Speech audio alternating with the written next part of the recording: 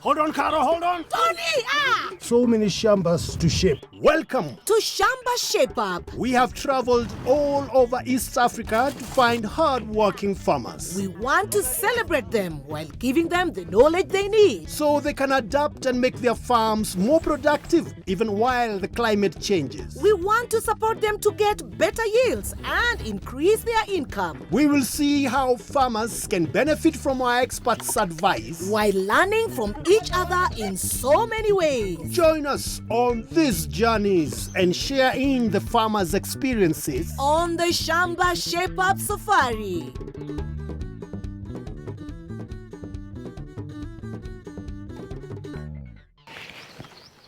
There you are. Come. Let me give you a tip. It is said that money grows on trees. The secret is actually the soil. Imagine putting in a single seed in the soil. Then that seed produces hundreds of grains. Now imagine planting hundreds of seeds. What will you get? Tony. Excuse me. Yes, Carol? What are you doing? I'm making a motivational speech for our farmers. Just a minute. Tony, snap out of it. We have Shambas to shape. Yes. Okay. That's right. Yes. Welcome to Shamba Shape Up. This week we go east. We are in Embu County. I'm feeling very happy for the Shamba Shape Up coming back. I promised the last time I will improve, and they have come to witness that I have done so. Today we are in Embu. And we are visiting Rosemary and Evans. They have 2 children 9-year-old Anne Esther. and 2-year-old Stephanie. I watch Shamba Shape Up because I like farming, and I learn a lot through Shamba Shape Up. It didn't seem that I was doing enough for Shamba Shape Up to be here. I thought they wanted a big farmer. The Shamba Shape Up, when it came in, it helped me to keep records. Now I have good records. And also the way we cook our food, especially for my young kids. And also I have been able to improve on pest management on my farm. Last time, when the Shamba Shape Up came to my farm, they taught me how to deworm my cows, and up to today, I have increased the production of my dairy production. And now that they have come the second time, I know we are going to do much and our Shamba will be shaped accordingly. Evans! Yes. Rosemary! Yes. Hello! Hi! We're back again. Evans! Welcome. So, Evans. Yes, Any challenges? a lot of challenges New ones? in the dairy farming. What's happening? What's going on there? Diseases, housing. Okay, all right. We hear you. Rosemary, I can see a replica of you somewhere peeping at the door. She was so young, Tony. Do you remember? Yes. How's she doing? She's doing great. Okay. Last time you were here, you advised us on how to give her the right nutrients. And that Yes. is exactly what you are doing. That's why you are seeing the changes. She's strong. Exactly. She's strong. So Evans and Rosemary, it seems like challenges can never be over in any Shamba. They can't be. They And can't that's why we have to keep coming back until you are shaped up. Yeah.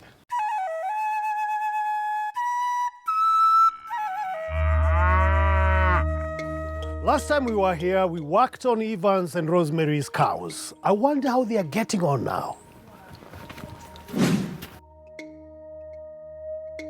When you look at the cow shed, you can see that the roof, it doesn't have iron sheets. The cows are getting rained on. The hygiene is not good. And where they are sleeping on, it is muddy. And you need to get the cows having very good comfort so that they can sleep around 7 to 10 hours. Okay. Yeah. Good housing is a key first step. So our Shamba Shape Up team wasted no time in getting to work preparing the cow shed. And with a new roof to keep off the rain, the new cow will be fully shaped up too. For the management, we would like to narrow down to deworming from birth. You deworm every month up to 6 months. Then from there, you are going to deworm after every 3 months, 3 months. That is the routine deworming. When you do that, you are going to get maximum production. Kanyi from CKL Africa is back to check on Evans and the cows. When we were here last, we helped build the roofing and cleaned out the cowshed. But Evans need to make sure that the housing is cleaned daily so that the cows are comfortable and do not get mastitis. It is also important he use the highest hygiene standards when milking his cows. It seems this is where he needs improvement. I have increased from 25 almost to 30 now.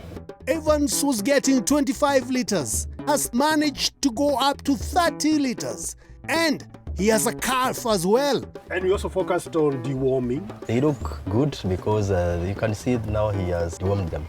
In the previous visit, we also trained Evans on deworming. He has kept it up and the cows are worm-free. The expert is pleased with this. What else have you noticed from your observations? The cows where they are is not very clean. I've also noted that the watering point is not very clean. So why is hygiene important when it comes to cow management? If a cow is not comfortable, then you are going to get low production and it is going to pose a threat for mastitis. Do you know about mastitis? Yes, it has affected me a lot. Really? Yeah, both of these two, They the have production mastitis. have gone down. Yeah. So sorry to hear that. What else? Even one teeth has no production. One is blocked. One is blocked from each cow. Whoa. Kanyi, what is mastitis? Mastitis is a disease that is caused by bacteria and it is a disease that reduces the production. So you get a cow which is going to be removed from the herd when it's not supposed to. It leads to early culling. And also you get very high cost of treating mastitis. I called the doctor. It cost me almost per cow 3,000. Whoa. Whoa, that's a huge loss. It's a huge loss. And finally, if it is acute mastitis, cow might die. So Kanyi, how do farmers prevent mastitis? We say prevention is better than cure. Okay. And the process of doing this is one, you have to maintain very, very high levels of hygiene. You have to clean the shed every day. You remove all the cow dung. And also, you are using the mattress. You must clean the mattresses every day using clean water. Mastitis is expensive to treat. It reduces production as cows may lose some of the milking quotas. It may also force you to get rid of the milk-producing cows or even cause death. The symptoms for mastitis are swelling of the udder, heat and redness, hardness, or the milk may appear watery and will have blood clots or pus. The cows need a cleaner home. So, time to get them shaped up. Clean up time. We started with the floor, then the water troughs, and finally the mattresses. Once cleaned up, you must disinfect. When you are disinfecting, use Coopicide to disinfect. You mix Coopicide with water. That is 25 mils of Coopicide in 10 liters of water. Then you do the spraying. You spray all over. You spray the floor. You spray the milking parlor. And also you spray the mattresses. Okay. Then by doing that, then you are going to get rid of the bacteria that causes mastitis from the environment, that is the housing. Remember, keep the shed, the sleeping area, and the udders clean and disinfected. Use Coopicide at 25 milliliters to 10 liters of water to disinfect. Now that the shed is clean and disinfected, what next? Ensure that when you milk, use medicated milking salve, because also it is going to help in killing the bacteria that causes mastitis. Okay. Also, ensure the milking technique that you are going to use. Make sure that you milk very fast, okay, and also make sure that you empty the udder as much as possible. When milking infected cows, milk quickly to avoid discomfort. Use a separate milking cloth for each cow. Also, ensure that the infected milk does not spill on the floor. Throw away the infected milk. Then after milking, you use mastrite. using a teat dip cup provided, then you mix 1 part of mustard to 2 parts of water. I don't know about the teat dip. How can I use this one? You ensure that you have mixed the right quantities here. Okay. Then, when you close this one like this, Okay. you just press a bit. This one is a non-return dip cup. The only amount that you require, it is the one that comes here on top. You ensure that all the teats, you dip them in the solution of mustard and water.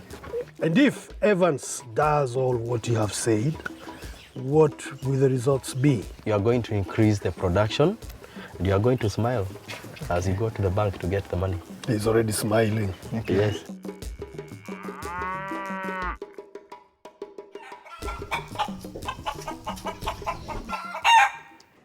So we discovered that Rosemary has a passion for chicken, and apparently it begins outside of the farm. So we want to find out what all that's about. Rosemary. Yes.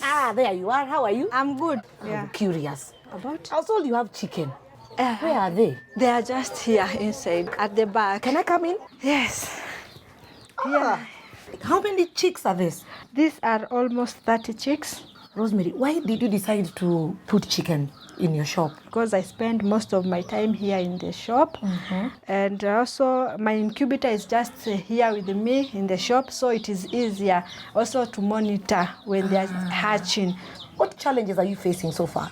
Like for now, the day I incubated my eggs, they didn't hatch 100%. And also when it comes to rearing of these chicks, Yes. it's also another challenge because a 1-day-old chick is very sensitive to cold. Yes. So you have to have a good brooder. Yes. I don't have the right vaccines for my chickens.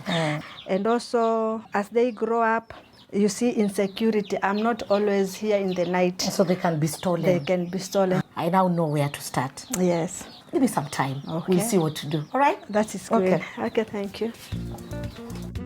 Rosemary has an agrovet shop in town. That's where she begins her chicken business. Rosemary moves her chicks from the shop to home when they grow, but is facing many challenges. That is why we have called in Dominic Kamuyu from Kenchik to get her on her way to turning this into a good business. I have checked your poultry structure. To start with, it's not an ideal structure. So first, we need to construct an ideal house. The birds that you are rearing there, you have cocks of the same birds. So there is inbreeding at the same time, and maybe that is the reason why you are facing challenges of mortality in your birds. Inbreeding in chicken may cause weakened birds, which can easily fall ill and die. It also reduces production. You need to get quality chicks from registered breeders like Kenchik. We have Kenbro, which is a Kenyeji improved bird. Kenbro is a dual-purpose bird. It's a good layer, also for meat. You can get meat from 10th week. It can gain weight up to 2.5 kg. And also you can get eggs. They can lay starting from 5 months to 6 months. We vaccinate them from the hatchery at day 1. We vaccinate against Malex, against Newcastle, against infectious basal disease. Locally, people refer that as Guboro. Once you buy chicks from us, we give you a vaccination program that you can follow later in your home. So when you get chicks from us, it's a first generation bird with a low mortality. So with that one, you'll be able to get your chick up to the point of selling. We can be selling you the chicks, you brood them, you raise them, then you sell to the local farmers, because brooding takes only 3 weeks. Then after that, you can bring another lot, you brood again, and you sell to the local farmers. Rosemary doesn't have to worry about incubating eggs now. Buying eggs for incubation may lead to losses, as some of the eggs may not be fertilized, may have come from inbreeding, come with diseases, or will not be of the best breed. I feel like all my problems Kenchik will address, and I'm feeling great. All right. So, Dominic, we talked about the chicken structure. Are we able to do that? Yes, we can. So, Dominic explained to Kamau how exactly to build the new chicken house. Remember that the house should run on an east-west direction with the windows facing north and south. This will stop direct sunlight and wind coming in. The windows should be about 5 feet in length with a 3-foot wall at the bottom. For improved kienyeji, you should have 1.5 square foot space per bird. With this information, Kamau got started and had to bring in a team as time was not on his side.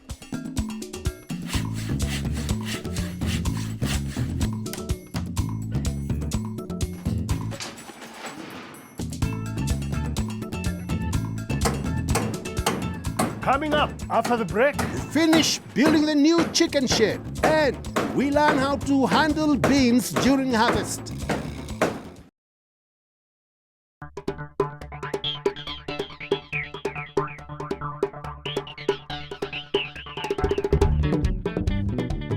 Welcome back to Shamba Shape Up. In this section, we finish up the chicken shed and get some new guests. But first, we learn more about beans and how to handle them during harvest. this area has had a good amount of rainfall in the past few weeks, which is good for crops such as beans. But how do farmers manage a good harvest? Beans are an important climate-smart crop.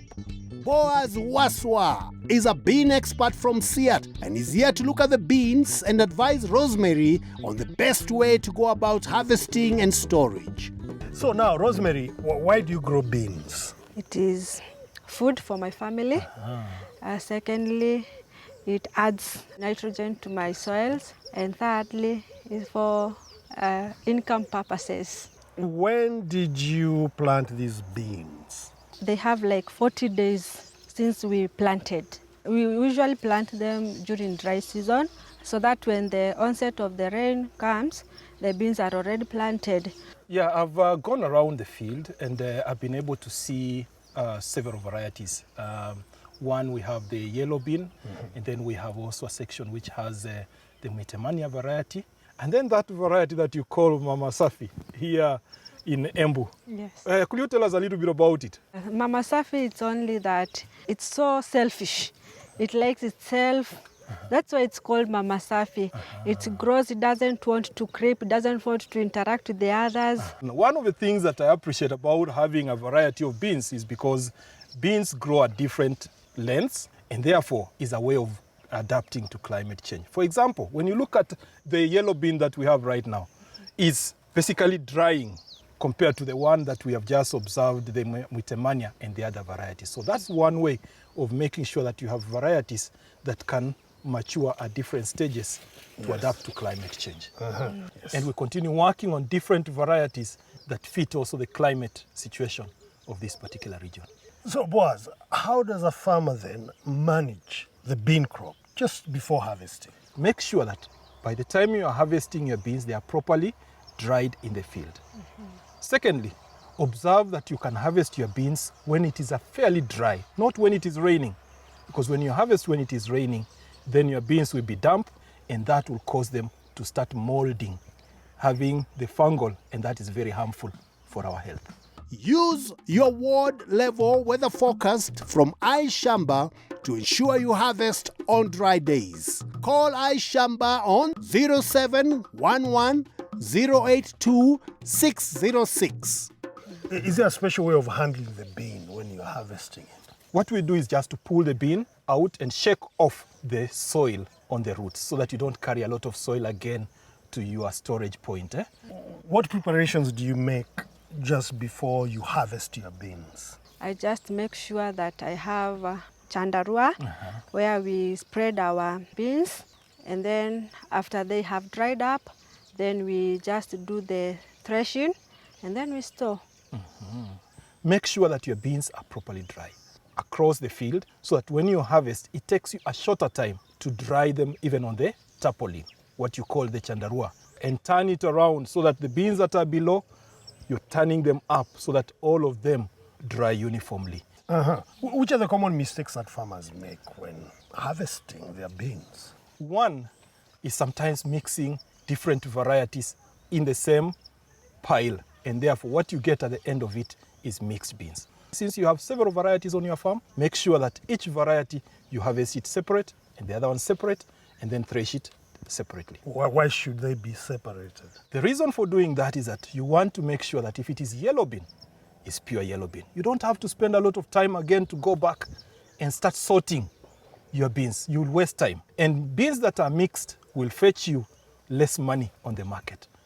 The other thing that farmers also make a mistake, and it's good for you, you've already avoided that. Many farmers will dry their beans on the soil. What does that result into? A lot of mixing of your beans with the soil. Ensure you have big enough tarpaulin to avoid seeds falling on the soil. When the seeds fall on the soil, bacteria from the soil may go into them, causing aflatoxin, which is harmful. And when you thresh, make sure that you minimize hitting your beans so hard, because when you hit them so hard, again you break your beans. Is it advisable to store your beans in the ordinary gunias or the PIC bags or light bags? There are many ways of storing your beans. And before you do the storage, first thing that you have to make sure they are properly dried. Reason, if you don't dry your beans sufficiently, the beans will start molding, even when you have put them in whichever sack. To check the moisture level, check a handful of beans. Put them in a dry glass jar. Add 3 tablespoons of salt. Close and shake. If the salt sticks to the sides, then the beans are not completely dry. Dry the beans again and repeat the test. If the salt does not stick on the side of the jar, then the beans are now dry and ready for storage. Now, when it comes to the type of bag that you can use, the bag that you mentioned, the hermetic storage bag, and you store your beans without using chemicals. Using hermetic bags allow you to store your beans without using chemicals, as they do not let the air in. So, no pests can survive. Welcome to the Shamba Shape Up Weather and Farming News for Kenya. In the coming week, we expect no or very little rainfall across Kenya. North, Upper and Lower Eastern, including Mandera, Wajir, Isiolo, Meru, Tharaka, Kitui, Makueni and Kajiado, will continue to see very low rains of less than 5 millimeters in the week. Some parts of Garissa, however, will get up to 15 millimeters of total rains. The coastal counties will get moderate rains of up to 15 millimeters across the week.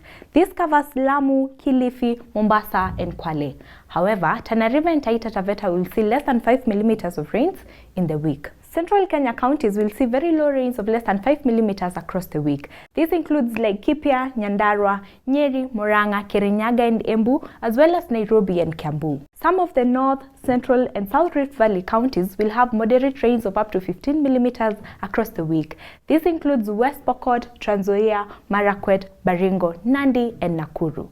The rest of the counties here will see very low total rains of less than 5 millimeters. The Western and Nyanza regions will have moderate levels of rains of up to 50 millimeters in the week. This cuts across the counties of Busia, Kakamega, Bungoma, Vihiga to Siaya, Homa Bay, Nyamira, Kisii and Migori. For more tips and detailed weather forecast for your area, get in touch with Shamba. Call 0711 082 606. I am Brenda. See you next week on the Shamba Shape Up Farming News for Kenya. Hey there!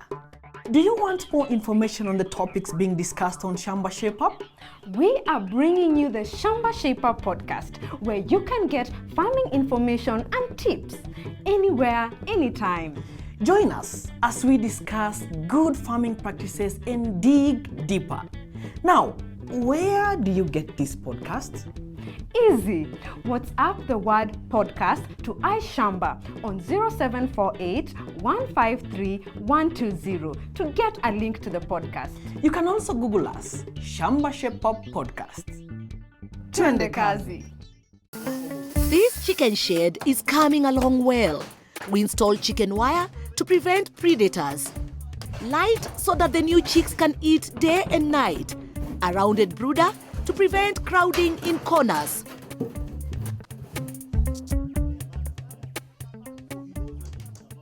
Curtains for heat control. Spraying to disinfect.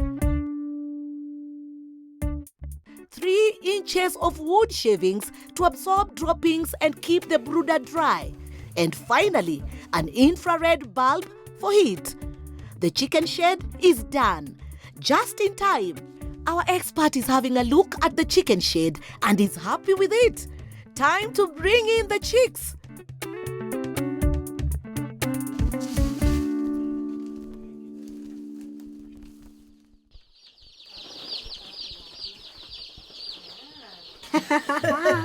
How do people relate in Embu? Ew! Wow. So, Dominic, who are these? Freely dominating space here and feeling good. We have a Kenbro family, naked neck, speckle, and we have a tricolor and a red brown. Kenbro is a disease-resistant bird. It's very hardy. Okay, so Rosemary. Yes. What's the difference? Oh, there's much difference. They are just happy. They do not have stress. Brooder is very clean. It is large enough for the chicks. Yeah, even I can feel the warmth they are feeling. Yeah, it's so amazing. The brooding area should occupy a third of the house during the first week of the chick's life.